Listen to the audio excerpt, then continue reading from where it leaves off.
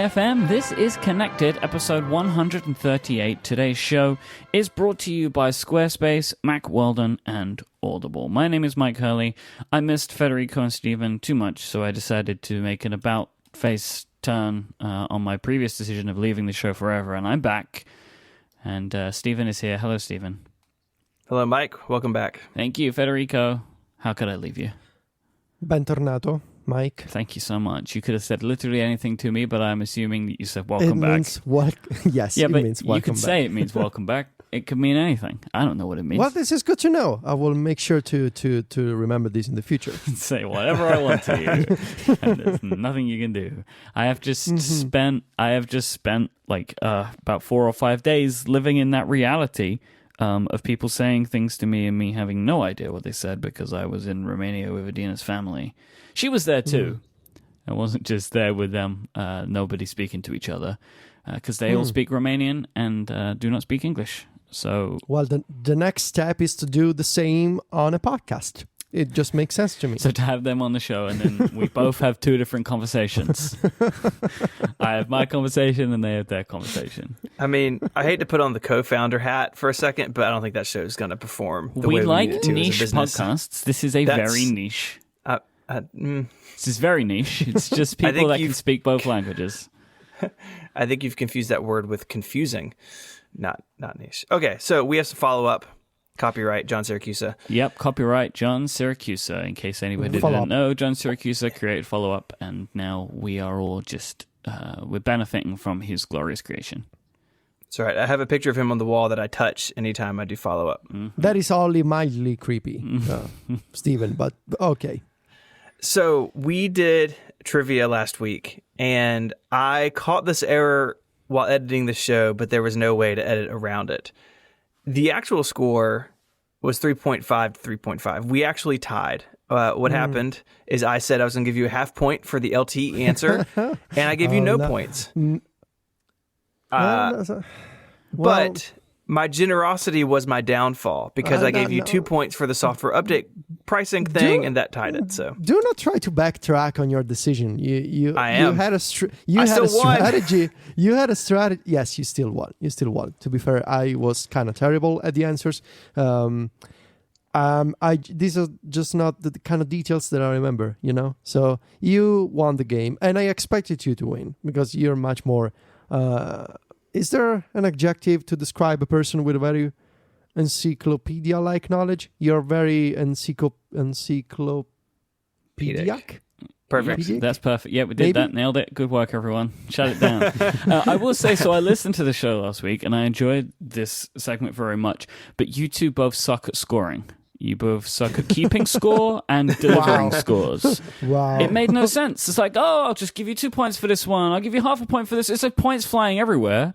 I feel like I had a hand in helping judge the questions. But for everybody listening out there, I had absolutely no hand in the way that points would be allocated because it seemed to be given completely haphazardly. Well, then we should do it again. You can be the official organizer and scorekeeper of this tournament. So I do actually very much like that idea, that it should definitely be a tournament, and because it makes sense that the two of you would set questions for each other based on each of these things, and I figure we should do it again, and next time maybe I can come up with the questions, so the questions will be equally weighted, because they were not stacked equally. As I said to, and it was repeated on the show, they were both very hard, but coming from completely different places. And I think that Stephen's encyclopedic mind was kind of Federico's downfall. It's like you went to the point of like specific spec bump type stuff, where Federico went for more like marketing, and I think it completely just. Like, the marketing stuff is easier to remember if you have a non-encyclopedic mind. And he just destroyed me, really. Yeah, he really did. So I think next time we do this, I will create the questions and I will score them adequately. All right. Okay. I will have my revenge, Stephen. Wow. Be prepared. Okay. It'll happen. Don't worry. Yeah. Actually, do worry. We also had a double layer error. In the show, I think we said iOS 4.0 or 4. We said 4.1, I think, merged. No, we said, it's you said. I said. And really, it was iOS 4.2.1 that unified the iPhone and iPad, which just blows my mind they use that as the version number as opposed to 4.3. So I was wrong, but you missed it still, so I still win. That's what's important here. Okay, fine, I guess. While we're picking on you, we have a tweet from June of 2016. People do this to the president, so we can do it with you. You heard it here first, hello, Tuesday, April 18th, 2017. Is it really my fault? I'm just taking a picture of the wall at WWDC. Well, so today's April 18th, Federico. Why haven't you done anything amazing? So well, it wasn't me. I did change my profile picture on Twitter, so that's one. That's what Apple was talking about. Yeah, right. And I actually think, right away when I took that photo, last June, people told me it's actually tax day in the United States. So I think we all knew it was all about tax day. There was the idea that Apple was maybe going to open up the new campus, the Apple Park, but that's obviously not happening today. Oh God, me and Jason put this bet on with each other a few weeks ago, and his point was that it was tax day, and I was like, no, come on, they wouldn't do it because it's tax day. And it seems like that's the case. Oh, it is tax day, and someone on Twitter today made an excellent point that most of the sentences in the WWDC wall, they were actually referring to apps or at least memes in the developer community. So it makes sense to include tax day because there are a bunch of apps for paying taxes, for calculating taxes and stuff like that, and also self-employed people. Yes, right, of course, yeah. Man.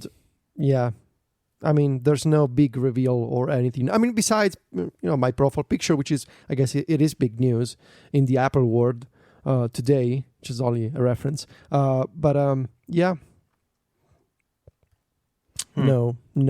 big event. I'm sorry, Steven, no fireworks. No.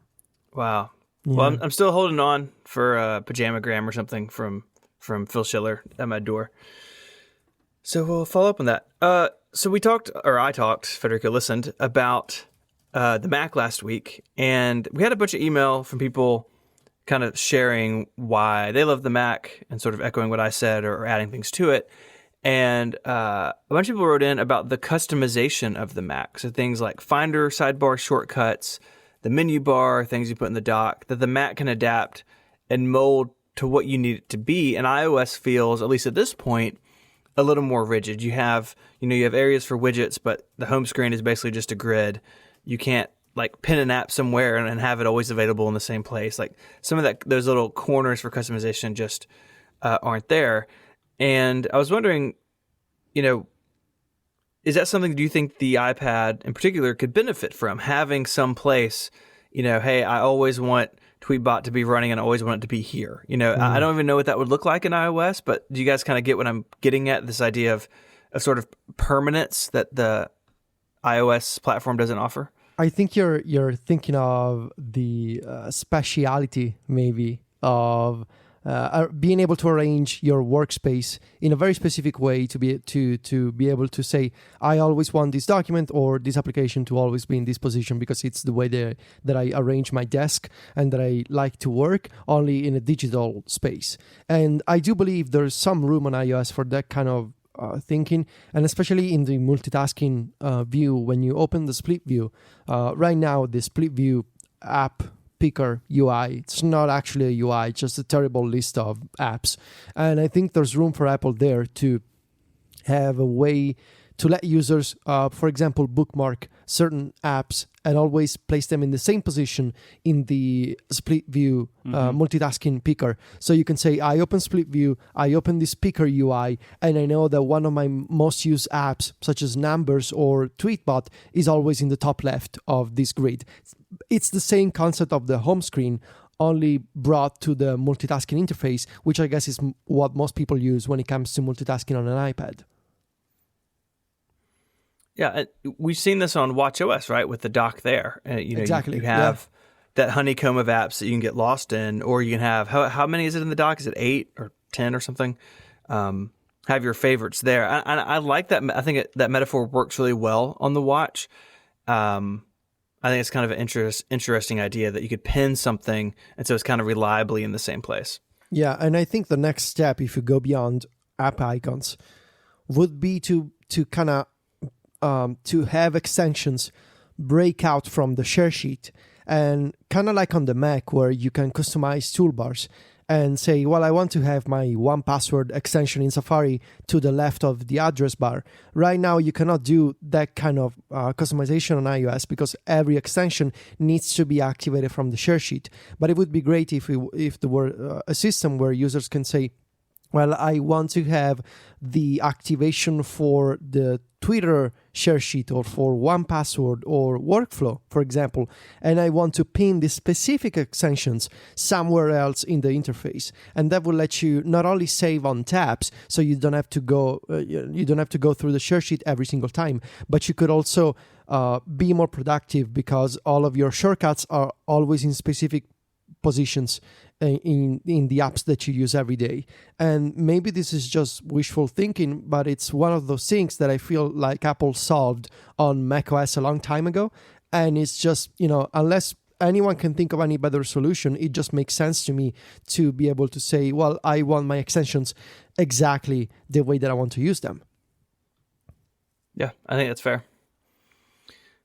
Myke, we wanted to offer you the opportunity to speak about clips or the Mac stuff that you missed last week, if you had any follow-up from last week's show. I do. So with clips, right, I feel like I have seen some fun movies made with it, like people tweeting them and stuff, but I haven't gotten it into my head how to use the app. Like, I can't seem to use it the way that I think it needs to be used.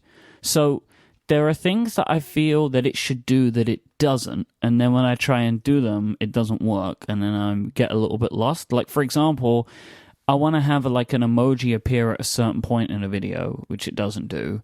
Or like, you can't have emoji move around the screen or whatever, right? Like, you can't do any of that stuff, which is things that I'm seeing done in other applications that make videos that are kind of like this, right? Like Snapchat or Instagram. Like, there seems to be some features that it looks like it should have, but doesn't, based on the type of app that it's trying to be. So that's like one of the reasons I think I'm getting myself a little bit confused whenever I try and use it. Like, I just can't seem to lock myself into the way that I'm supposed to use the application. I do like the way that you add stuff like footage into the application. I think it has one of the better UIs for this. Like, and you can scroll around to a point in the video and then just hold the record button and it just adds the one little section that you want from a previous video clip from the camera roll. I think that's really cool. That's one of the better, like, seek and find and, like, trim UIs that I've seen. Especially for an app like this where you're probably not going to sit and hold it for like 2 minutes while you're adding the whole clip in or whatever. Like, you just want to add 10 seconds of a video, you just press and hold and just add that in. I like that a lot. And that's like a fun way to do a different type of timeline editing, which I quite like. I need to spend more time with it, but right now I'm not really that enthused by it, to be honest. Like, I thought about maybe would I want to put anything in for the vlog with this app, but it's all in Square. Right, and I'm not going to put a square video inside of a widescreen video. Like, I'm just not going to do that, so I'm not going to play around with it like that for now. In regards to the Mac and iOS, I think the thing that I've been thinking about with this stuff, and I think it's going to come up a little bit later on in the show, is that, like, compared to iOS, the Mac feels like a kind of raw power. Like, the Mac kind of holds this raw power that iOS doesn't. So, like, for example, by that I mean that I can basically do anything I can think of on the Mac, or I can learn it. Or there is, like, this raw power that's sitting there, which is kind of intimidating, right? That, like, I know it's there and I'm scared I'm going to break something. So I can basically do anything that I want to in a way that sometimes iOS puts blocks in my way or things that I have to jump around. But this, in the same vein, this raw power can be a little overwhelming because I don't always know how to harness it properly. Yeah, I think that's what I was trying to get to in the idea that the Mac should feel less dangerous and you are a pro user of the Mac, like, you know what you're doing, but as someone who isn't as well versed as you are, think how kind of more overwhelming it can be. Oh, yeah. And they just have to... they kind of have to walk the same line with iOS, but from a different direction. iOS, they add features, but they always try to do it in a way that doesn't increase complexity unnecessarily. And, we can argue about certain points when they get that right or when they get that wrong. But on the Mac, if the goal is to make it more approachable and more, friendly, then they have to do that in a way that leaves that power there for people who are already used to it, right? They have to approach it from different directions. Where I think, that stress comes up is when they do something like Launchpad on the Mac. It's basically the iOS home screen. There's a keyboard shortcut for it. When you install an app, you see it. And it's not great. I don't know how many people use it, but there was a big concern that, Apple's going to replace the Finder with this thing, and I'm not going to have an applications folder anymore. Like, well, no. Launchpad is there for people who want to use it, and I'm sure there are people who are and who do use it. And for those of us who use Spotlight or Alfred, or know that Command-Shift-A gets you into the applications folder, then we can do it that way too, right? There's a multiple ways to get things done on the Mac, and they just have to walk that balance, and they get it right and they get it wrong. But I think that's sort of the key to all of this. All right, today's show is brought to you in part by Squarespace. Use the offer code WORLD at checkout and you'll get 10% off your first purchase. Make your next move with Squarespace. Maybe you're looking to create a blog, a portfolio, an online store, a site for your band, a site for your restaurant. No matter what it is, Squarespace will let you easily create that website for your next idea. They have award-winning templates that are all feature responsive design. They're all beautiful. So you can go in and you can tweak things to your heart's content without needing to dig into a bunch of code to allow you to show off your great ideas without either A, learning something that you don't know how to do, B, being overwhelmed by something you don't know how to do, or C, spending the time doing something you maybe do know how to do, but it takes longer than checking something off from a checkbox or picking up something from a drop-down menu. They let you quickly and easily grab a unique domain name to help you show off not just the way that things look, but also to give yourself a brand as well, right? So you can give your website a lovely little name to go along with the beautiful design that you've enabled. Squarespace have 24/7 customer support. And with Squarespace, you don't have to install anything. You don't have to worry about security patches or upgrades, nothing. Squarespace take care of all of it, so you do not have to. I've used Squarespace for projects for as long as I can remember now, like a very long time. I feel like maybe like 10 years or something like that, if not 10 years close to. I mean, we still use them at Relay FM today. We use them for our store and for our blog. That's all built on Squarespace because they build all that functionality way easier and way better than we would be able to, especially when you consider that their plans start at just $12 a month. There's no way we could have built them for that cheaply. You can sign up for a free trial today. There's no credit card required by going right now to squarespace.com.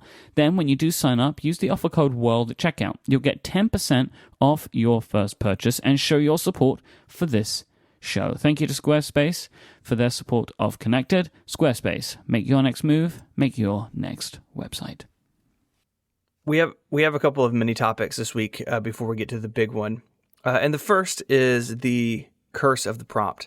So friend of the show, TJ, wrote in, talk about Plex Photos, which is I guess it's new. I don't really keep up with Plex that well, but it's a photo management service from Plex. You can put your stuff on your server and have it available everywhere.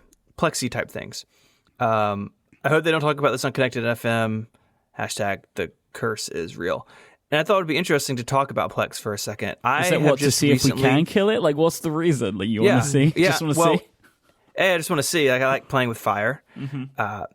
But two, I'm just now kind of getting into Plex after many years of people telling me to do it. So I have it installed in my Mac Mini. I have a few things in my library. I basically pointed my library at my folder of Apple videos, so they're all available there. I'm not there with all my media, right? Because we just buy a lot of stuff from iTunes, and so iTunes is still our media hub in our house. And I have it hooked up to a couple other people's libraries, so like I can watch what Casey List puts in his Plex library. Guys, there's some weird stuff in Casey's video library. It's a weird place in there, and that's really cool that I can watch something that he puts there, and I can just stream it from his house to mine. But I'm just not sold on Plex yet. I think I don't really know why. Maybe it's because of the iTunes thing. Maybe because it's Casey's. Yeah, maybe Just it's Casey's throwing me off to it. So what about y'all?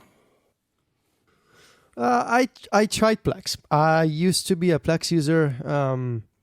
few years ago, back when I actually had working Macintoshes. Now it's not that time anymore. I tried to put Plex on my Synology server here at home, and it's nice. You know, the apps have gotten much better, at least on iOS, much more flexible than they used to be. But every time I try Plex, there's just so much management involved of manually putting in your music and your photos and your TV shows and movies.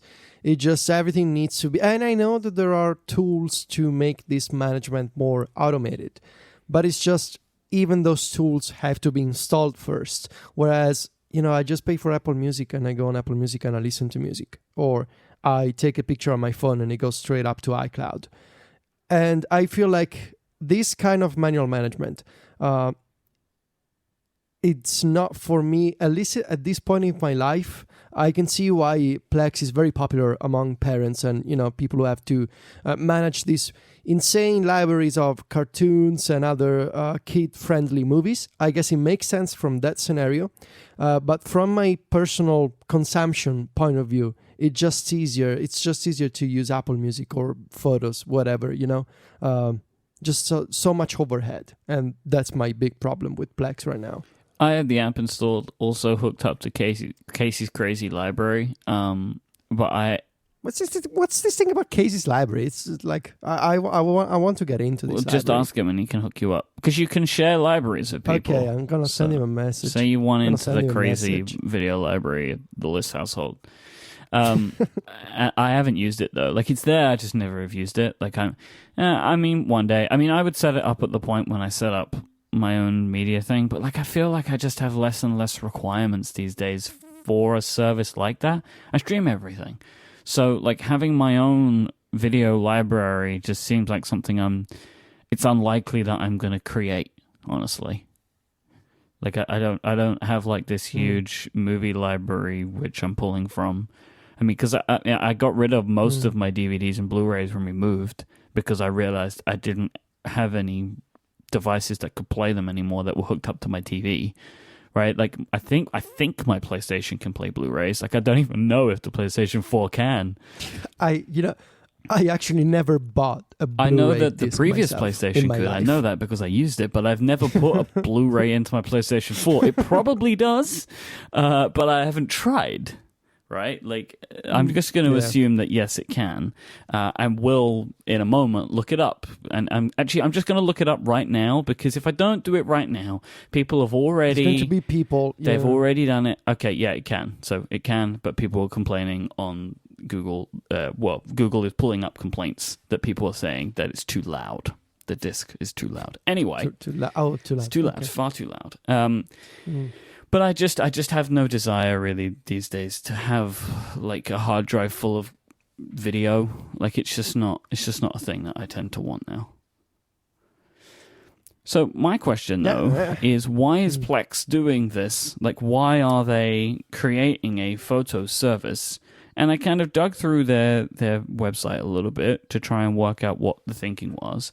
So I guess one thing is that the infrastructure is already there and they don't need it. Right, so like, I think one of the things that killed a lot of the services we've spoken about is that they needed hard drives to store the images on. But Plex doesn't have to do that, because it doesn't store it. They don't store anything, right? Like, it's all just on your server that you've set up, right? So that's one big thing, is they can do this without those long-term running costs of storing data and making backups and all that stuff, because their hands are off, which is also a good thing from the privacy perspective, because they don't store anything. They also do offer end-to-end encryption, and because your server is the central data, they have that kind of privacy that Apple have. You know, like, where it's like, oh, we don't see anything, we don't look at anything. But then the devices have to control that data on iCloud. Well, they don't have to do any of that, because I assume that any data that they add, because they do some organizational stuff, is just added to the image file or to a file which is saved on the server that you've set up, right? Because all you're doing is just going to your data that's on your server via their application. So that all makes sense. They have their own organizational tools. They do some machine learning stuff, of course, to automatically tag things. And I assume that all of that stuff is just operating on the device, right? Like it's in the app or something. And they have a camera uploading app as well, which you want, and all of your stuff's in its original quality. So I guess this is actually quite, if you are a Plex user and you have all of your photos backed up, it kind of feels like a no-brainer that you would just flick a switch and turn it on or whatever. But in the same way that like we all signed up for Google Photos, right? Well, because it's free and we're already got the photos saved on our computers. Or they do the background uploading, so why not just do that? They also do the camera uploading stuff, right? So you can upload things directly to your server, and it's all end-to-end encrypted. Yeah, and I guess maybe if you have an easy Plex installation, I mean, if you have a Synology, I think it's just a couple of clicks to get a Plex library up and running on your own network. And I think maybe if it's that easy, you can just enable the automatic uploads from the iPhone app, and you have a virtually free because you don't pay for the service. You actually paid for the NAS that you have at home, but it's a secondary backup of your photos. And I think the other argument in favor of this kind of product is there's a lot of people who, unlike us, are really unhappy with the idea of companies like Apple, Google, or Facebook having your photos. There's I believe quite a few people who don't want to upload anything to these companies' services, and it may sound crazy to us, and personally, it does seem a little crazy to me because it's just so convenient. But it's the same reason, I guess, that some people do not use credit cards when buying things online. There's some people who are just not comfortable with the idea, and so maybe having a server that you control, that you buy with a service that runs locally on that device, maybe just makes them more comfortable, and it makes more sense because they're keeping all of their media on it. They like to organize manually all of these files and libraries, and I guess there's a place for everyone.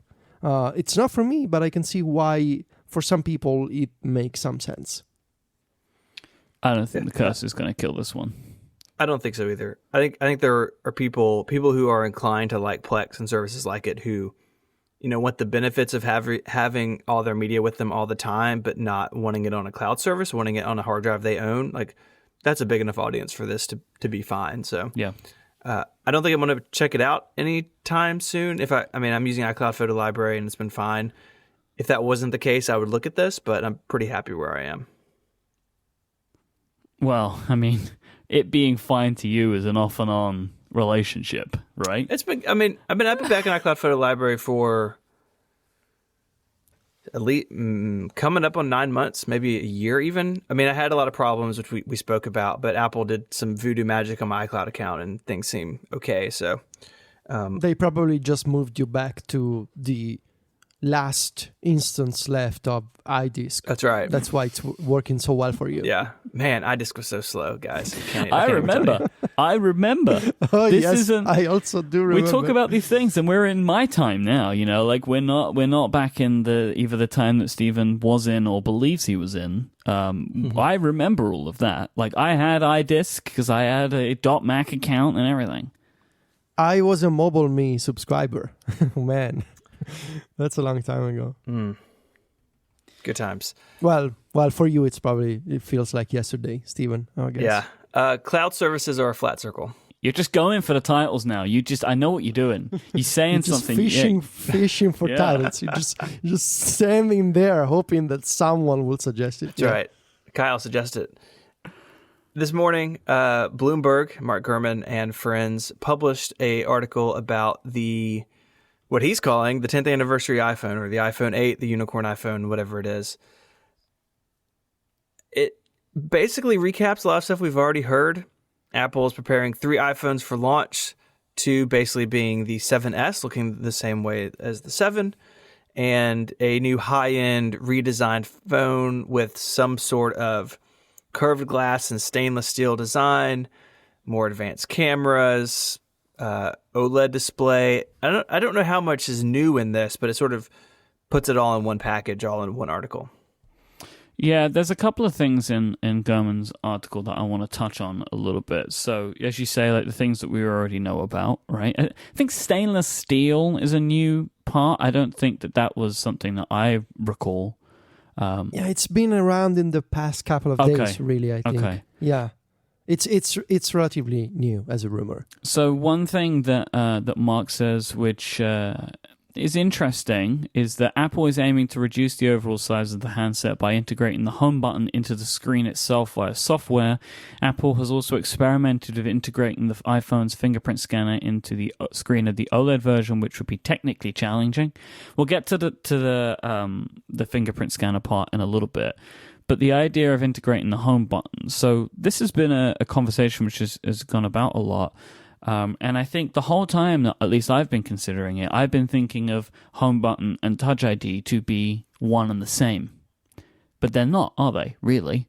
You can have a fingerprint sensor, doesn't have to be part of the home button. And in that instance, it makes sense to me that they would find a way to, via the use of 3D Touch, put some kind of home button in the screen, which is kind of like what Samsung just did. They put the only part of the S8 that has any kind of 3D touch-like capability is just an area where the home button is. So I guess you could do that, right?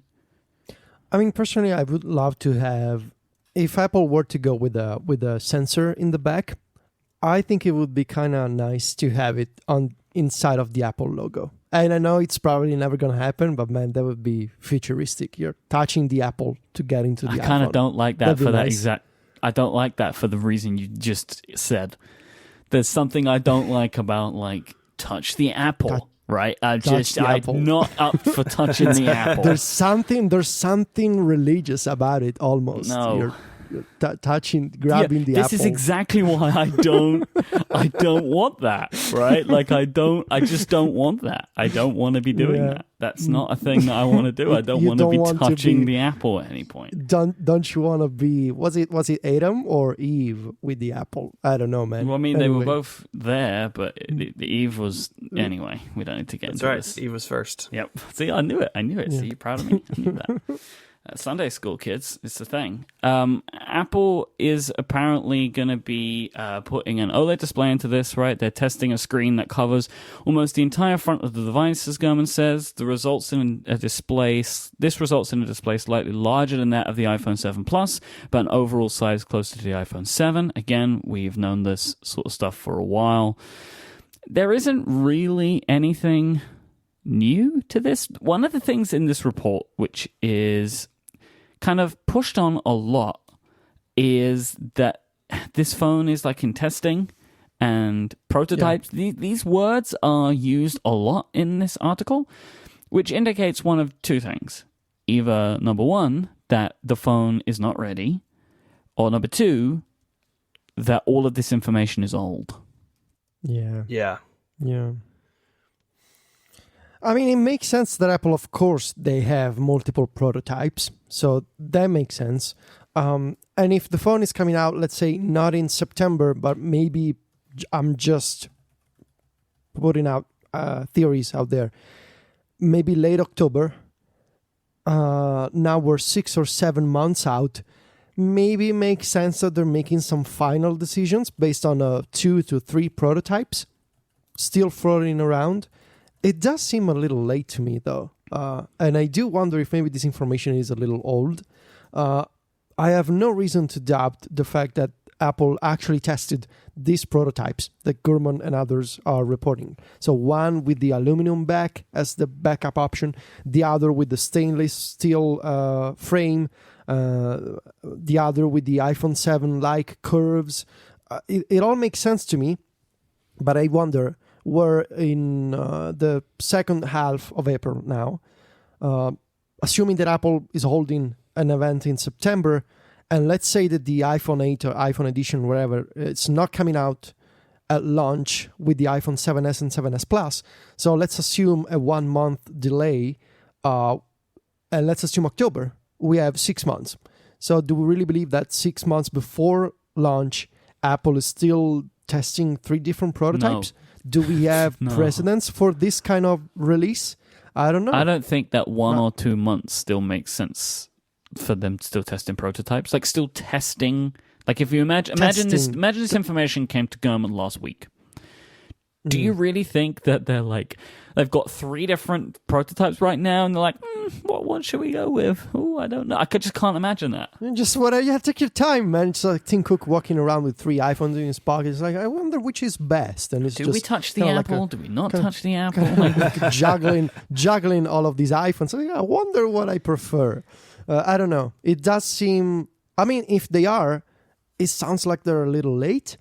And so if this information is accurate, and it seems like Apple is a little late and maybe had some troubles with integrating the Touch ID into the screen, and maybe they don't like the backup option either. I don't know.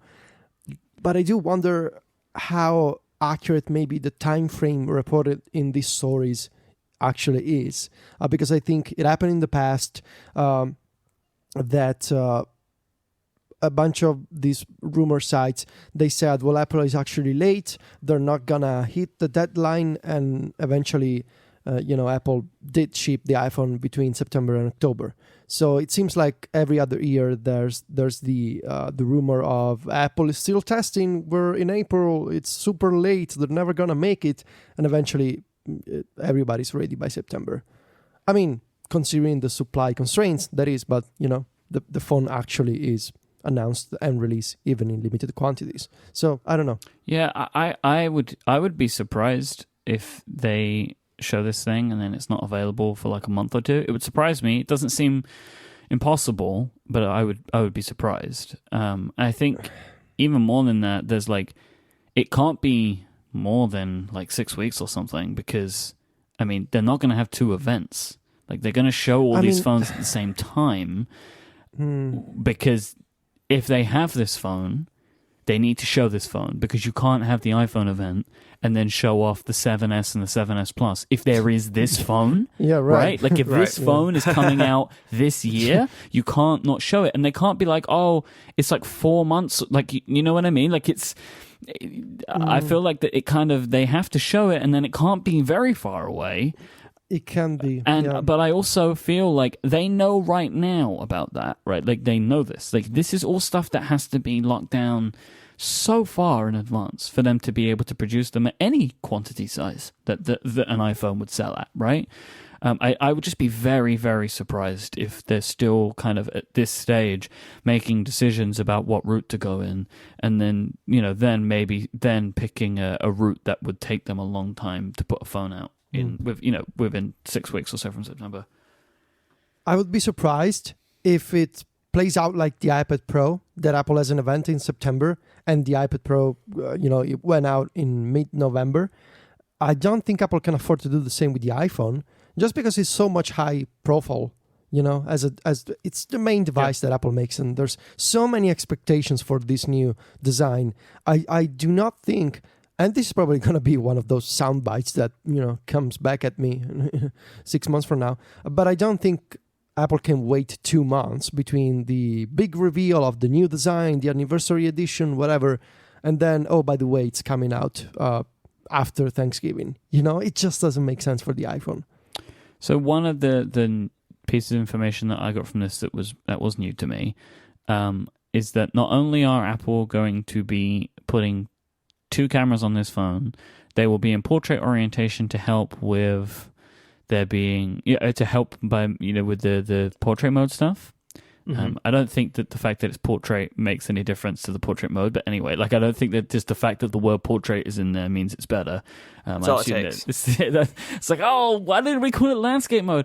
And then there are also going to be 2 cameras on the front, potentially, in one of these million prototypes. 2 cameras on the front. Seems like a lot of cameras.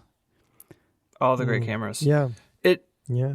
I mean, maybe you can see where they would want to bring that portrait mode, the depth effect stuff to the selfie game, right? Like it's kind of crying out for it. Mm-hmm. My big question with this is, if you're getting rid of all the bezels, right, or they're making them a lot smaller, you're going to cram more stuff in a smaller amount of space like that.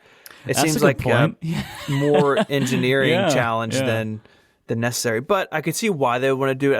I think it would be popular. I think that a lot of people with the Plus phone like the depth effect stuff, and in the right conditions it does a pretty good job, and And why not bring that, and you could do some fun stuff in apps like Clips with it. So I could see it being beneficial, but it seems like even more work to put 2 in there when you're making everything smaller.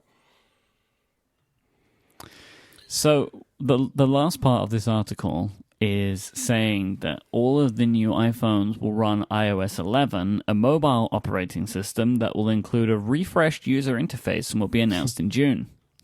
Just no biggie, just the last sentence, throw it out there. Oh, by the way, we also have a refreshed user interface at the very end of the article. What does this mean? Like, refreshed user interface, you can make the same argument that iOS 10 included a refreshed UI. If you look at Apple Music, Apple News, Home, and iMessage, that's enough of a refresh UI in my book. But doesn't mean it's a big unified message with a Johnny Ive video saying this is the new direction of iOS design language. Or is it more like, yes, we're updating podcasts, we're updating iMessage with a new design language, a bunch of other apps, reminders and notes are losing the paper texture, and we're actually putting some new designs out there? Or is it this big, unified, new human interface guideline type of refreshed UI? It could mean a bunch of things, and we need more details to speculate, I feel. I think that that says like it's iOS 7, like that kind of redesign, I don't think that's going to be the case. I just assume that there will be a bunch of new stuff in there, and I'm sure some user interface tweaks will change. Like I've seen people saying today about like if all these phones have all these devices, like the phones and maybe iPads have thinner bezels, there may be some things to account for that, and maybe some new stuff that they're doing with that, and or any of the million other things they could do, right? Like a dark mode of OLED, like all of these different things. Could that all counts as user interface refresh? And it's purely this is just a term that has been used I will assume for now, as opposed to saying it's like iOS 7 all over again. I just don't think that it's needed to be a huge big thing. Especially if you look at the way that the iOS 7 design language has actually evolved over the past 4 years. We've moved from those translucency everywhere and super flat design. Even if you look at Apple's own apps, they're now using shadows. They're now using big buttons with text labels. There's rounded corners in a bunch of menus in both iMessage and Apple Music and the App Store. 3D Touch is much different than what you would have expected from the thin, full-cell, rectangular typography and style of iOS 7. So I think the iOS 7 design has evolved nicely, and I think we saw some much-needed adjustments in iOS 9 and especially iOS 10. So I would expect Apple to continue down this road of bringing San Francisco and bold typography to more apps, bringing rounded corners back in fashion in more system interfaces, and maybe a new use of shadows, less translucency, and of course changes to account for the home button is now becoming a software one. In theory, that is a user interface refresh, and maybe with the thinner bezels, maybe it makes more sense to start using more condensed menus that are self-contained in boxes instead of going edge to edge from to the sides of the display. So I think Apple can evolve the current language without having to take a drastic departure, and of course the dark mode would be a big enough change to warrant this kind of refresh user interface note at the bottom of the article, I think. All right, let's take a break and we'll come back and talk about Touch ID specifically. Today's show is brought to you by Mack Weldon. They make the most comfortable underwear, socks, shirts, undershirts, hoodies, and sweatpants that you will ever wear. Frankly, Mack Weldon is better than whatever you're wearing right now, and they're so confident of this, they have a no questions asked return policy. Mack Weldon are sure that you're going to be comfortable in whatever you buy, to the point that if you don't like your first pair, just keep them and they'll refund you. No questions asked. By pairing premium fabrics with meticulous attention to detail and a simple shopping experience, Mack Weldon deliver a new level of daily comfort straight to your door. Their undershirts stay tucked, their socks stay up, and their waistbands don't roll. Everything that they make is made with premium cotton blended with natural fibers, and their website is built to get you in and out as quickly as possible so they do not waste your time. I'm going to be flying out to the US in a few days, and I am packing my suitcase with my Mack Weldon clothing because it is honestly the most comfortable stuff that I have, especially to travel in. My word, I am such a fan of their stuff when it comes to traveling because I want to feel comfortable, but I want to look good too. Like, I don't want to look like I'm kind of slumming it at the airport. Like, I want to still look good. And I feel like I do with Mack Weldon stuff. They make me feel good, and I think I look good in them too. I mean, if you see me, tell me I look good, even if I don't. Although I'm sure that you know that I will because I'm wearing Mack Weldon clothes. We're all going to know this. Listeners of this show can get 20% off at MackWeldon.com. That's MackWeldon.com. So you get 20% off with the code CONNECTED. Thank you so much to Mack Weldon for their support of this show and Relay FM. Okay, so as well as this stuff that Gurman reported today, over the past few days, a bunch of sites have, including 9to5Mac, posted an image of some purported iPhone 8 schematics that have been shared on Weibo. It shows a cutout for the Touch ID sensor on the back of the phone in these schematics. Also, there have been some talk from analysts saying that Apple are struggling to embed the sensor underneath the display, and that these supposed issues could lead to either Apple delaying production of the iPhone 8, which I think we've already all come to the conclusion on that we don't think will happen significantly, or removing Touch ID from the phone completely if they do not resolve this. So, we've discussed Touch ID a bunch on the show, and whether we think it will be in the display or not. So I figured that what we could do today is, to what seems to be the 2017 style of Connected, to put our thoughts out quite clearly on the show about how we all feel. I've got 3 questions that I'm going to ask about this issue. And then we will save them in our document until the time is right in September, where we can say who was right and who was wrong. So the first one is, will the iPhone 8 feature a Touch ID sensor on the back of the phone or embedded into the display? So I think that it goes on the back. I think that embedding into the screen is too early. Stephen, what do you think?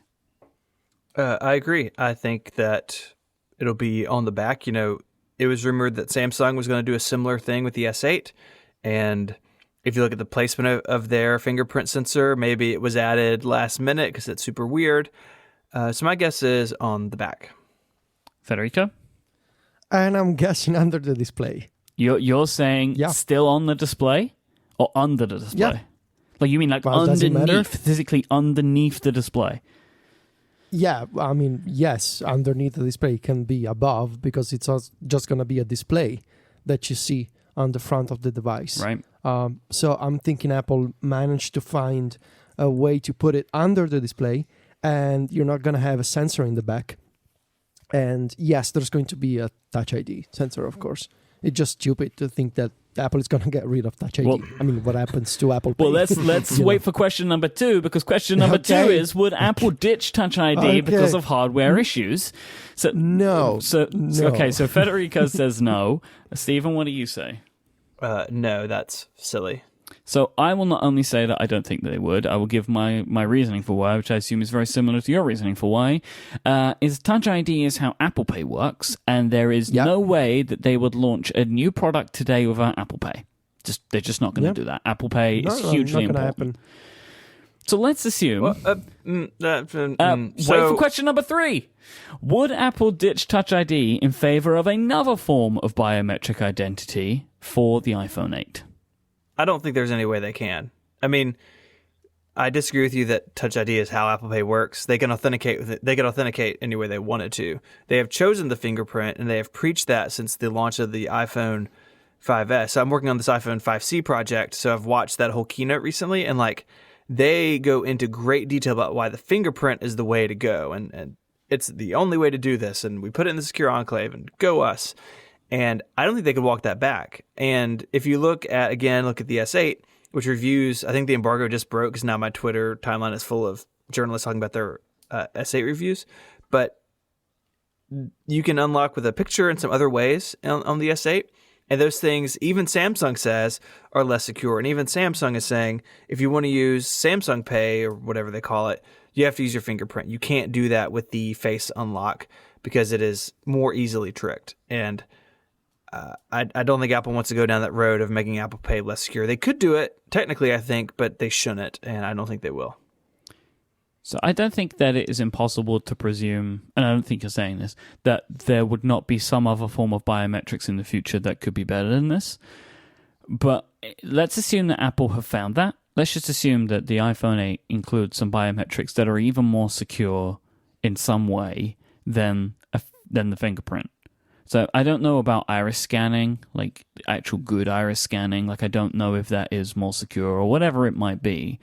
But I think the thing is, whatever biometrics would overtake Touch ID can't be announced and then immediately become the way that it's done. Because I'm assuming that Apple has to work with payment providers and card providers to allow them to do their own security testing for Apple Pay. And I can't assume that like Apple's just going to be like, hey, we've got this new thing and it's there. I assume that what they would do is replace Touch ID. So like the idea of using what it is that you log in for as the primary thing on your phone, or unlock your phone for first, and had that doing for a while before they removed the fingerprint sensor. Does that make sense? Like that they would, let's say it's Totally. iris scanning, that like they'll say iris scanning is now the best and fastest way to unlock your phone, but to use Apple Pay, you still use the fingerprint sensor, which is conveniently located underneath the Apple logo.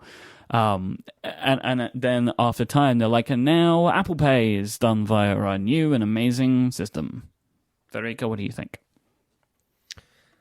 I don't think Apple is going to replace Touch ID with another biometric system unless it's the security of the system is on par or superior than Touch ID. And I struggle to see how the iris scanning can get to the same degree of security as Touch ID, specifically because of how it works. It just seems easier to get a sensor that can reconstruct a mathematical representation of your fingerprint than having a super high definition scanner that reconstructs a mathematical object that represents your iris in your eye. So I think the feasibility of better biometrics are kind of slim at this point. So I would say if Apple is not going to ditch Touch ID, they're going to have to keep using Touch ID. And I do believe that Apple prefers the option to have it under the display. I hope that it goes under the display because I'm just used to it. If it goes in the back, I'm not going to grab my pitchfork and go to the Apple Park. It's going to be fine. I think it's more elegant to have it, have a flashback and just the sensor underneath the display. But I don't see the iris scanning or whatever replacing the fingerprint. If only because, and maybe I'm wrong, but I feel like from a technical perspective, it's just harder, and I guess it's easier to find a place for Touch ID than to make the iris scanner so secure and accurate and advanced, than other companies right now in 2017. So that's Touch ID. We will revisit our predictions in a few months' time, I guess, and then we can all see how right or wrong we were. So today, to finish off today's episode, we're going to talk about an iPad wish list in the idea of software and hardware. We have two big categories here. Software and hardware, so the things that we would like to see come to the iPad, I guess, as the rest of the year continues. And I believe, Federico, you have taken control of the software portion, and I have with the hardware portion. It wasn't intentional, but that's what happened. That's how we roll. Yeah. So I thought I would present a bunch of key elements of areas where I think the iPad software should improve. So first in my list is and this is not going to come as a surprise, but it's the Split View app picker UI, which I feel like I'm mentioning every single week. I do think it's the worst interface that Apple ever shipped on iOS. I'm going to say it is worse than the iMessage app picker, if only because multitasking and split view are so essential to the way that people work on the iPad. I have the feeling that the current implementation, so when you swipe in from the right side of the iPad and you then swipe down from the app that is currently in slide over, you get a vertical list of 3 apps with icons, and the last app gets a card with a preview of the last status that was saved into the system. And I don't think it's a good interface. I think it's slow. I think the order of apps was something that Apple never properly explained. And even worse, if you're someone who works from the iPad and if you have an established workflow, you switch from Numbers to Google Docs to Safari, whatever. There's no customization in here.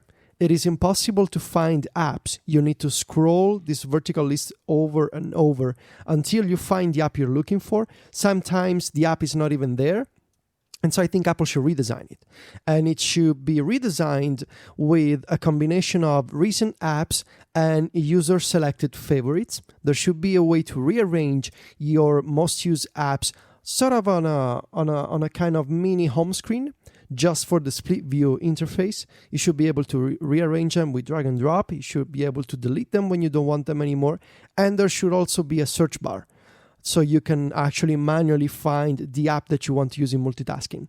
I'm also going to say there should be a way to work with split view multitasking and slide over using external keyboards. Because right now, split view and slide over and the app picker are entirely touch-based.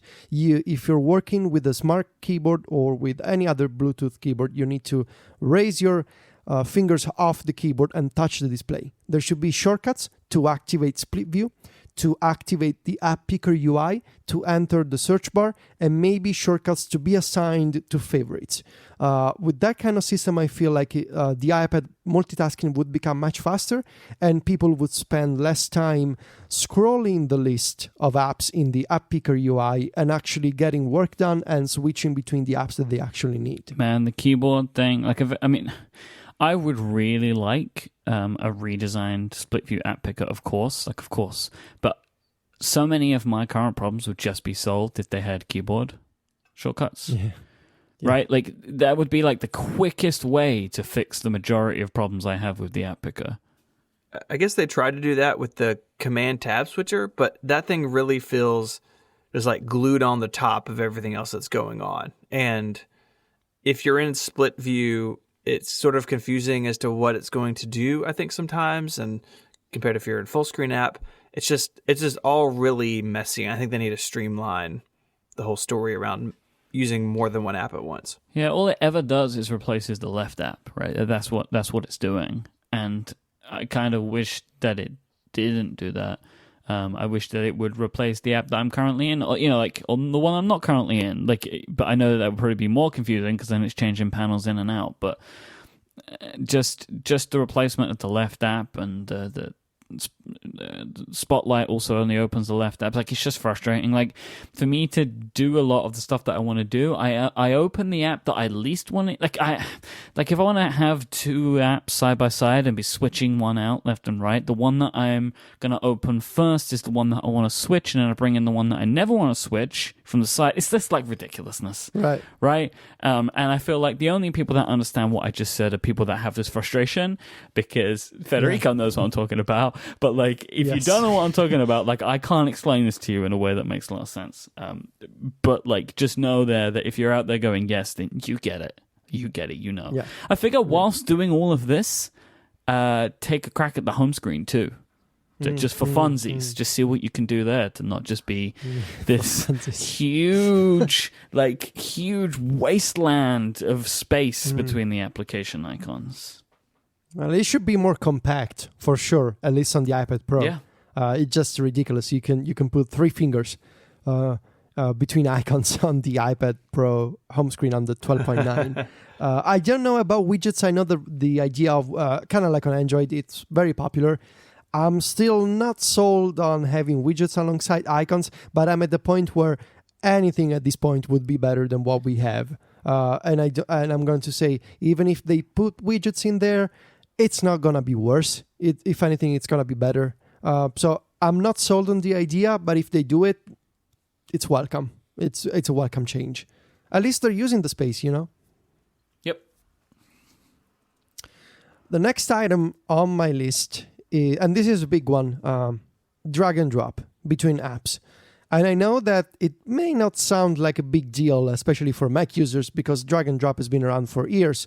But if Apple is going to do drag and drop between apps on iOS, it's a great effort from a technological point of view, and it requires the kind of system-wide framework and the developer adoption to make this work with multi-touch and to make it intuitive and to make it account for conditions such as, for example, split view, whether split view is active or not, and exactly what kind of content are you dragging. So let's talk examples. There should be a system to be able to move data between two apps at the same time without having to use the clipboard, so without having to copy something first and then paste in that content, or without having to use extensions. Right now, if you're writing an email and you want to bring in a PDF, you have to go through document providers. There's no way to say, well, I'm looking at this file right now. It's on the right side of the screen. Why can I not grab this document and just drag it over the message? It's something obvious that desktop computers solved decades ago. But under that system, there's a framework that says, well, now the user is dealing with this kind of object. It's a PDF document. So what happens when the user drops this PDF document into an app? Is it an app that can preview a PDF document, or is it an app that can embed a PDF document as an attachment? So on iOS, there should be a way for apps to declare the kind of input types that they can accept. And there should also be a system where if you drop something into a place where it's not really meant to be, what happens if you drop, let's say, a PSD document from Photoshop into Tweetbot? What's going to happen there? So there should be a system to have it gracefully fail and at least give the user a preview of what is going on. And especially in the context of multi-touch, with users being able to manipulate apps with multiple fingers. What happens if you start dragging and then you change your mind and you say, well, I don't want to drop it into Tweetbot. I need to change apps now. Well, with multi-touch, there could be a way to start dragging something and use the other hand to open split view, the app picker, and choose a different destination app and drop the object into a separate app, into a different app. And that will require also split view to be able to engage the app picker UI on both sides of the screen, not just on the right side, because drag and drop could happen anywhere. And finally, from the technological point of view, it seems clear to me that Apple needs to hit 60 frames per second with the drag and drop, with whatever animation they use, with whatever preview system they use. But also, this is exactly the job for an engine that can understand different content types, that can intelligently translate between different formats. For example, if you grab some rich text and you drop it into an app that supports plain text, there should be a system that can convert on the fly between those two formats, or a system that if you drop an image into a text box, it just grabs the file name or maybe the link to an image. And stop me if you've heard this before, but there's that kind of engine. It's called the content graph. And guess what? It has been bought by Apple. So... Made by the workflow team.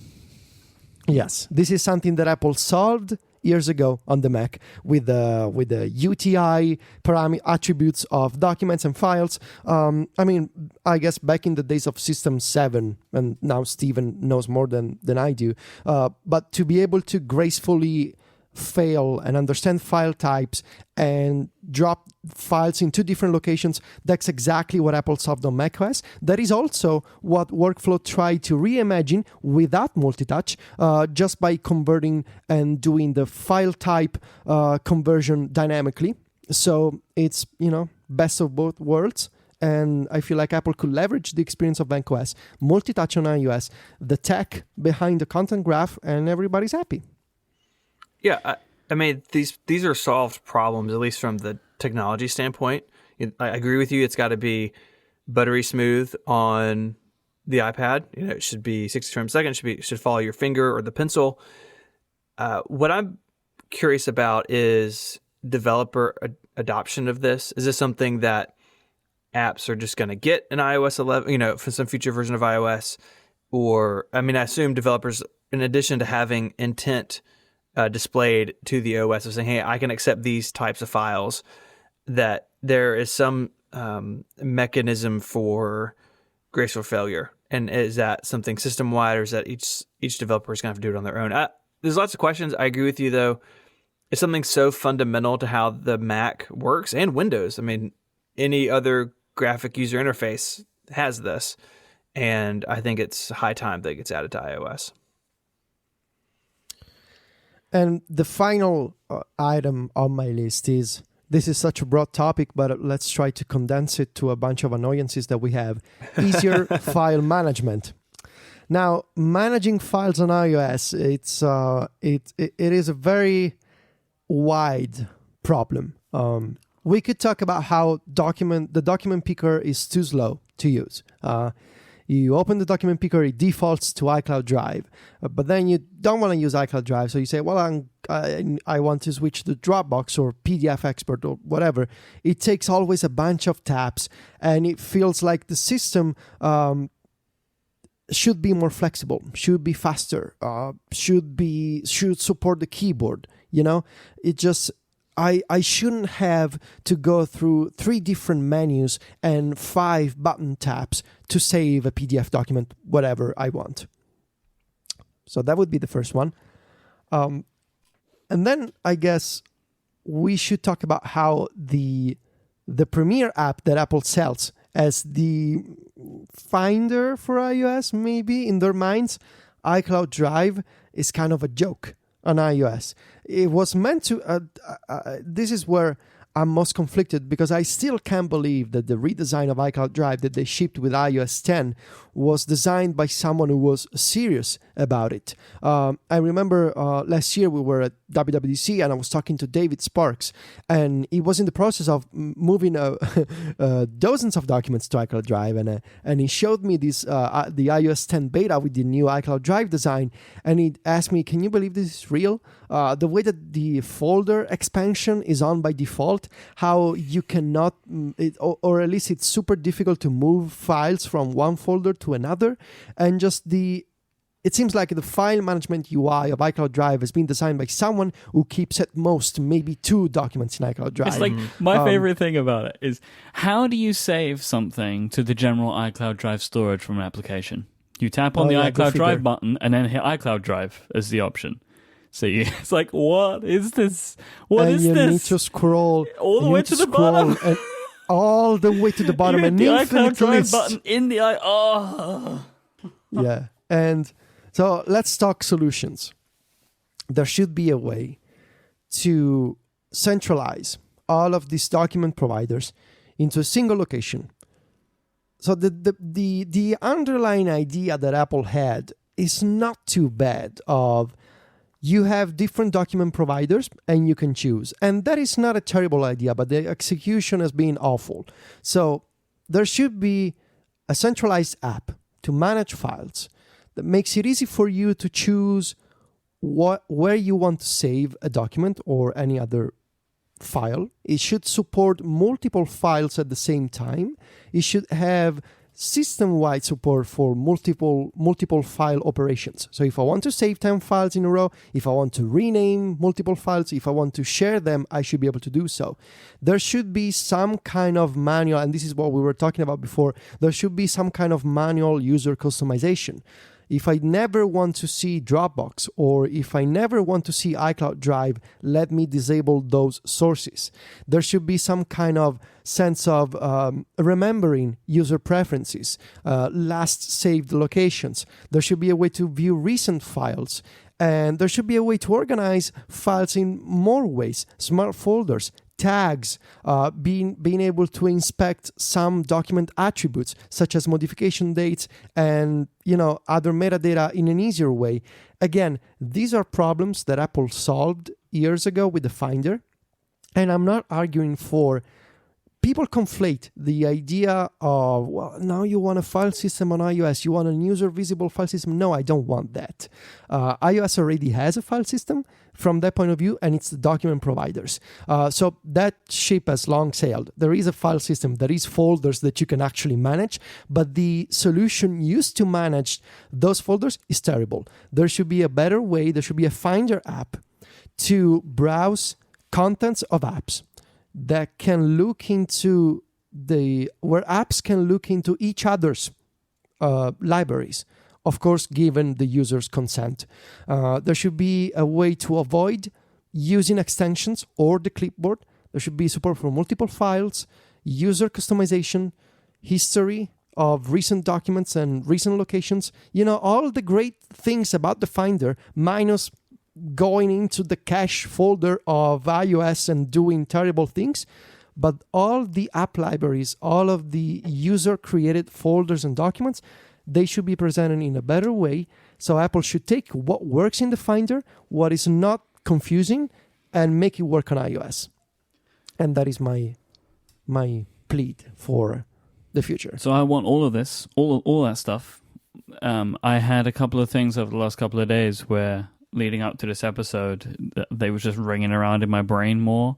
So, like, today I sent a PDF to somebody via email with the PDF open in PDF Pen, and I had to click the attach button and go into Dropbox and go into the file and attach it. It's just sitting there right there. It's like I could see you. I was just there. I just saved it to Dropbox from PDF Pen, and then I had to, in AirMail, go back to Dropbox to get it.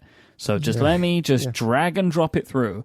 The other was, yesterday, I had to send 4 attachments to someone in one email from Dropbox. What a crazy request. And boy, did it take me a while, because on the first time, on the 4th attachment, AirMail just hung. So I had to close the app and then had to do it all over again with all 4 attachments. Takes a long time, and yet super annoying. And hey, did you know you can do these things on the Mac? Yes, I'm very aware of all of that. Thanks so much. I would like it to be on iOS. But yeah, I don't want to do the document picker dance 3 times. 4 times to attach 4 attachments. Just let me do it one time and select multiple things and add them in. Or let me drag and drop things from the new amazing Finder app. Like, whatever it is, just, I don't care if like, I have to drag and drop it from the Finder thing. Like, I don't care. Like, it doesn't bother me however any of this works. Just give me a way to do it that isn't the current way, that is smarter. And the thing is, it's like, all of this stuff was so much better from iOS 8 to iOS 9. So much better. So much better that we couldn't even foresee the problems, because it was just so much better. But we're now rounding on iOS 11, and it hasn't gotten any better at all. So it's time to make it better. Yeah. So anybody else got anything to say on software before we move into hardware? I'm done personally. Yeah, I hope you're done, Federico. I hope that's all we need. Yeah, I mean, I think the big thing for me is the file dancing stuff, because so much of what I do for like Relay admin work is dealing with emails and PDFs, just like you do, Mike. I just give up. Like, I'm not willing to tap the stupid button 4 times and then 4 more times telling it I don't want iCloud, I want Dropbox. Like, it's just so much slower for me, for what I can do it on the Mac. I just do it at the Mac. And I think there are a lot of people who feel the way I do about that. And this isn't so much about turning the iPad into the Mac, but it's about making the iPad more efficient for some types of uses. That's all I'm really after. This show is also brought to you by Audible today. Audible has an unmatched selection of audio content, from thrilling novels to fascinating nonfiction to content from newspapers and magazines. If you want it, Audible has got it. Whether you're looking to add a little more excitement to your commute or you're finding a way to make laundry more bearable, you need look no further than Audible. They make your commute more exciting and your chores more appealing, and with a great audiobook to help you fill the time, you'll be looking for excuses to wash dishes more, or maybe to go for a dog walk, or whatever it is. Just get out of the house and do some stuff, or do some stuff in the house. You just want to listen to more audiobooks. They have a great app, which I've used a bunch to listen to audiobooks. Their app is really nice, and you can get all of your library there, and you can download things from Audible that you've bought in the past, and you can just listen to them there, and then you can remove them, and you can get them again. You've got the whole library there. It's really cool. I really like that about the application, actually, that it's got everything there, but I don't need to keep it all saved on my device. I wanted to recommend a book this week, a book that we did on Cortex a while ago. We did a review of, called Creativity Inc., which is basically about the creation of Pixar and how Ed Catmull uses his own management style to help encourage creative people to do work. And it's useful from the aspect of being a creative person, from being somebody who's worked inside of companies, to also being just a creative person who works on your own, not just with other people. So I think that it's really good to kind of just shore up some of the things that you might want to think about if you do any kind of creative work. But even if you just work in a team of people, there are things that you can pull out from this book to help you work better together with others. It's a very, very good book that I recommend really highly. And I read it on Audible, and the narrator was awesome. And I thought that they did a fantastic job, which is such an important thing when it comes to audiobooks. And Audible do such a fantastic job of picking out the people that they get to read their audio content. You can't make more time, but you can make the most of it. Turn your chores into something more with a free trial with Audible. Go to audible.com/connected to find out more and start your trial today. Thank you to Audible for their support of this show.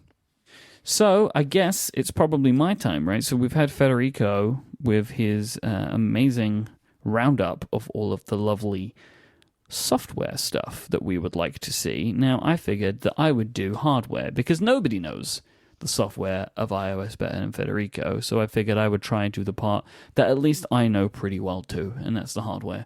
And it's because I use both iPads every day, right? Like, so I am maybe uniquely or semi-uniquely set up to talk about this. So, bigger screens. Now, bigger screens, I would like in any way that they can be given to me. And it doesn't just mean by making the screen or device physically larger. So you can make the screens on the existing models bigger by decreasing the bezels. You can increase the screen resolutions to make the smaller sizes more compelling or feel bigger, or eventually just make bigger iPads.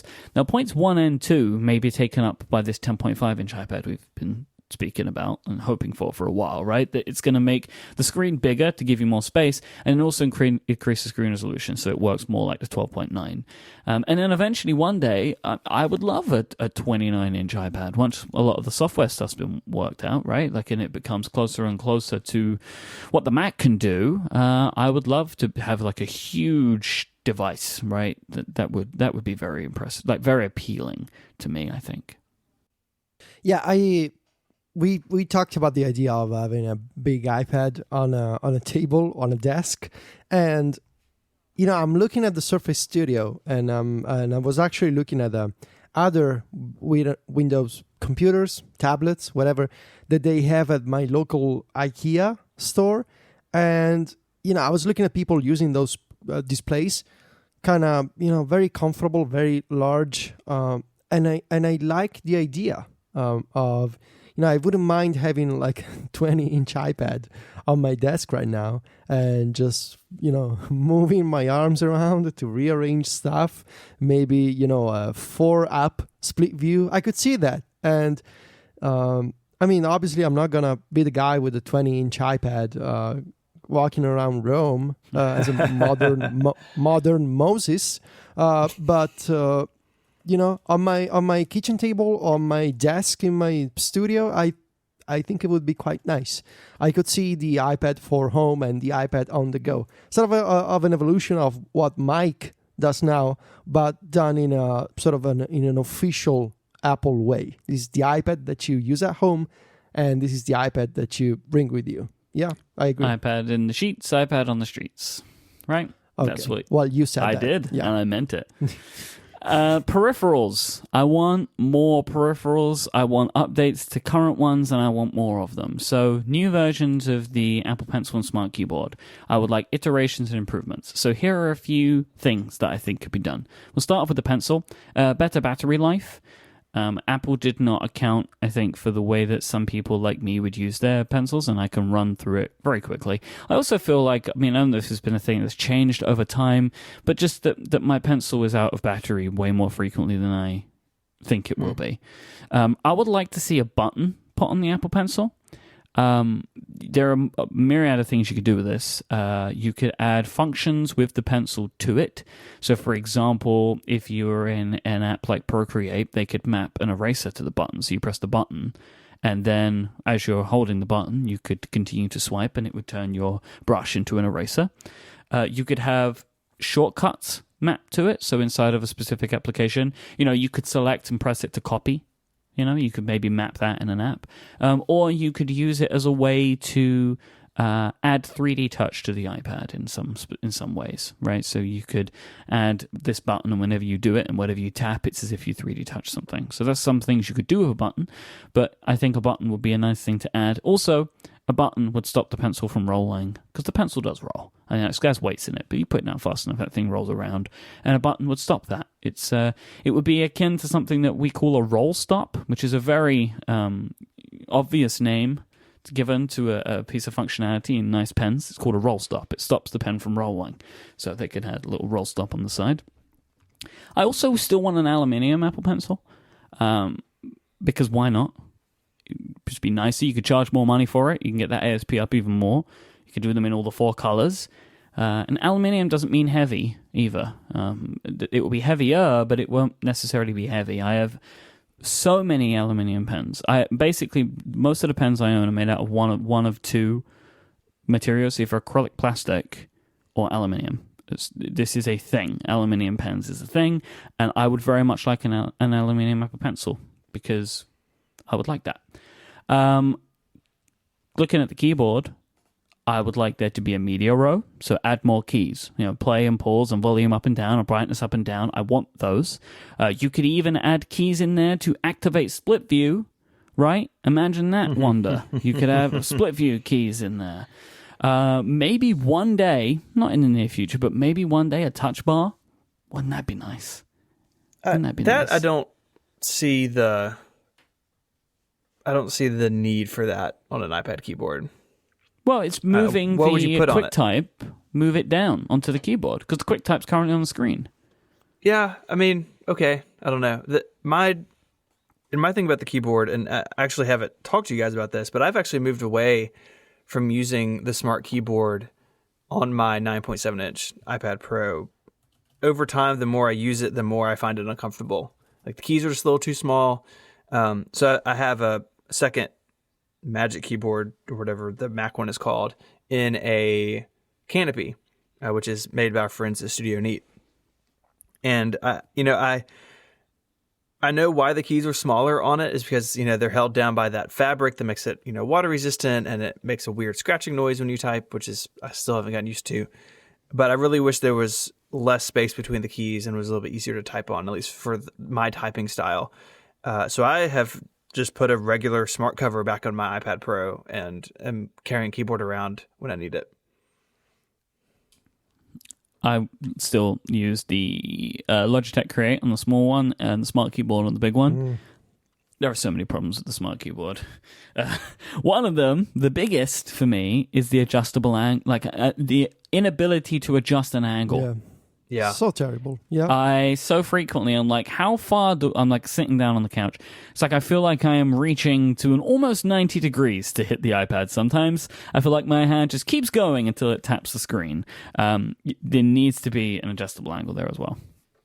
The problem with the adjustable angle, it is the reason why I have to use the Magic Keyboard with the canopy case stand.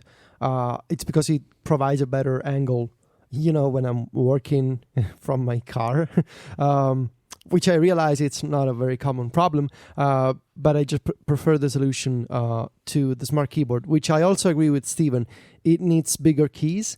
And I think I have normal size hands. I think I'm comparable to Myke from that point of view, but Myke can actually use the Smart Keyboard and I can't. So I think I would love to have bigger keys, adjustable angle, and maybe backlight. It's that too Oh much yeah, to no, I ask? forgot about backlight. Yeah, definitely. That'd be nice. Definitely a backlight. The reason I forgot to say backlight is because when I was originally writing these notes, I was using the 9.7 inch with the Create keyboard. So I was thinking, I don't even have to think about backlight because it's there and it's awesome. But yeah, definitely backlighting is 100% required. Yeah. I would also like to see some accessories that aren't keyboards or that terrible stand thing. Do you remember, who is it that made that stand? You know what I'm talking about? The charging stand? Logitech. Logitech. It's the iPad Pro stand with the smart connector. Yeah. You mean? Yeah, it was Logitech, I think. That was so bad. The Logi stand? Yeah, Whatever. where it charged like super slowly. Yeah. I mean, the smart connector, have we seen... I think I can count the accessories on one hand. The big iPad Pro Smart Keyboard, the small iPad Pro Smart Keyboard, the Logitech Create 1 and 2, the Logitech stand were at 5, and I think that's it. 5 accessories in 2 years of smart connector. It's not great. Yeah, maybe you could sell that as a limited edition, maybe. I don't know. Apple going for the Nintendo approach with the Amiibo. It's like super scarce accessories. I think something obviously didn't work out as Apple was expecting. I mean, 5 accessories in 2 years seems a bit wrong. And Logitech's the only third-party company doing it. Yes. I found a review to Jason Snell. He talked about the Logitech base. We'll have that in the show notes. But yeah, it just seems like it's a real opportunity here. And, I had pictured, I think we even talked about it, like, what if you have a cool, DJing surface and you sit the iPad down on it? Or, the music stuff comes to mind for me, that you could put so many things underneath the iPad and make it more interesting from a content creation standpoint. And, I don't know if it's a deal where that smart connector just doesn't provide the throughput needed for other things. I don't know if it is kind of like HomeKit, where you have to work with Apple so closely and it's just really slow, and so companies don't do it. But I think that Apple, if they want to pitch the iPad as being really flexible within other types of systems, the smart connector's got to get better. And my final heading for today is just in all caps. It just says power. I want Apple, at least with the iPad line, to just continue making these things more and more powerful, like as time continues. Be willing to kill off the low-end chips with like software updates or whatever they would do to get rid of those. Don't keep things around purely to fill price gaps. Like, just keep pushing until they make the iPad desktop class. Because just keep doing it. Like, keep the hardware, like how we've been talking, so many people have been talking about with the Mac line. Keep the hardware the same and keep putting new chips in them. Just keep putting new chips in them. Every year, more chips, more chips, more chips. Because I feel like to make the iPad really do what they want it to do, they have to get it closer and closer to the Mac in so many ways. And it is speed and it is software. And my feeling is if you just keep making this thing more and more powerful, you make it more and more easy for more people to move over. You make it more and more easy for more developers to put their applications on it because they'll be able to match the performance without having to worry about catering to the low end. Like, I feel that whilst this is a expensive thing to do, it's a tricky thing to do, it currently is maybe more expensive than Apple would like anyway to be running the iPad line when sales are declining. So why don't you just make a plan for like 6 or 7 years and just keep firing at it and then evaluate from there. Yeah. Yeah. And maybe it works, maybe it doesn't, but then at that point you can either kill the project completely if you're not happy with it, although please don't do that, or you can go back to a slower strategy. But like, why not just try it and see what happens? Because you might end up with some very compelling results at the end. Yeah, it gets me when I hear the argument from other people that say, well, the iPad is powerful enough. The problem is not the hardware. The problem is the software. Yes, that is true, but they're not mutually exclusive. And I think Apple needs to keep improving the hardware to enable more powerful kinds of software in the future. You know, when you're dealing with software development and you need to compile a project, which is reasonable to expect, you know, in the future of the iPad to see Xcode coming to the platform, and you need to compile code into an executable piece of software, well, you're going to need that power. And even right now, if you're using Pythonista or workflow and you're dealing with, you know, complex expressions and evaluating long strings of text, and I'm talking several megabytes, you're going to want to have a processor that can handle that. When you're dealing with games or when you're dealing with 3D graphics, you're actually creating 3D graphics on the iPad, or you need to edit an 8K image in an image editor on iOS. Do you want the power or not? You see, we didn't get to the moon with a horse carriage. We get there because we were able to build rockets. And so I think it is stupid to say, well, it's just going to settle. It's powerful enough. Because if you don't keep firing on all of those cylinders, as you say, Myke, you're going to reach a point where you have the opposite problem. You say, well, we have all of these ideas for the software, but, well, guess what? We're behind on the hardware now. So I think both advancements need to happen simultaneously. They need to keep pushing for better graphics, better CPU, more powerful hardware, and they need to go back to the software and say, well, now we really need to reimagine everything because it's been 2 years since iOS 9. But the argument that the iPad is powerful enough and it's time for Apple to, stop? Just pause innovation on CPUs and GPUs, it's just silly. And I think it is the one of the biggest investments that Apple can do for the future of productivity is to keep pushing the limits of mobile hardware, mobile CPUs and GPUs, and to create the foundation for new software that will take us further than we've ever been so far. You know, I think we should hope that Apple keeps pushing for better hardware to get us to the second life of iOS software and iOS apps. If you're out there and you make either iPad hardware or software, just do all of that and you're good. That's it. Just do all of those things. Actually, just listen to this episode, print it out on multiple sheets of paper, pin those to the wall of your office, follow word by word, Yep. and talk to us in a couple of years, and we're gonna be happy. Everybody wins. Get a permanent marker and write on the wall above the printout, roadmap, and you're good.